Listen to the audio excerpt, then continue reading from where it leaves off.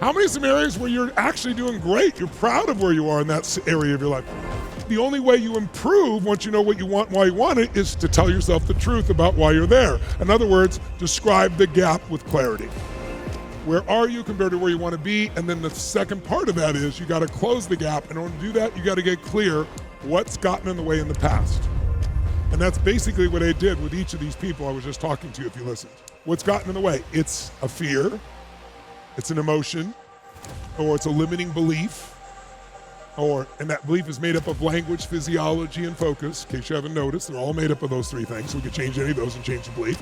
Or is it a skill you're missing? You know, like you manage your finances, but you don't have any skills in there. You don't know how to invest. You don't know the basic principles. So the way you face the truth that'll set you free is you figure out what stopped you in the past. And there's only a few things. It's a set of emotions, a set of beliefs, or a set of habits or skills you're missing. And I'll tell you, 90%, at least 80% of the time, it's the mental and the emotions. Because if you have the right beliefs and emotions, you could get the skill. And if you tell yourself the truth there, now you're really on the path. Now you got momentum. Then what's the third step? Improve your business, your finance thing. You're going to dissolve and create a map. A map is a massive action plan. And you don't wait till you know the perfect thing to do. You just simply sit down and say, okay, what's worth trying?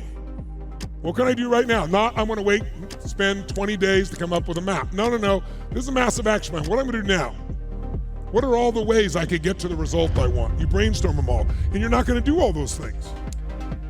So you're going to come back and say, what are the 20% of these things that'll give me 80% of the progress?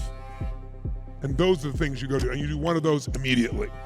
You don't wait. You don't wait till it's perfect. And by the way, if it doesn't work, what do? Try something else. If that doesn't work, what do? How many times do you change till you get what you want? You heard me share this with you before. How long do you give your average baby to learn how to walk? Before you shut them off and go, dude, you're not a walker. What are you, crazy? My kid's going to keep trying till they walk. That's why almost everybody walks. We need just a quick map, a quick piece. What are 3 things you're going to do? And I'll say that to many of you after. Tell me 2 or 3 things you're going to do out of this, so I know you're going to take not just the understanding what's stopping you, but you know what to do. And then the fourth one, these first 4 are the majority of it. You got to do what's hard. That's what everybody tries to avoid. You got to slay your dragons. So the dragon, hers is fear. It's not even her husband, it's fear. Her dragon is she wants all of her love to come from her daughter because it's safe love. If she had other forms of love in her life, she wouldn't be in this fearful place, right? So she needs to slay her giant. She needs to change what needs to be changed.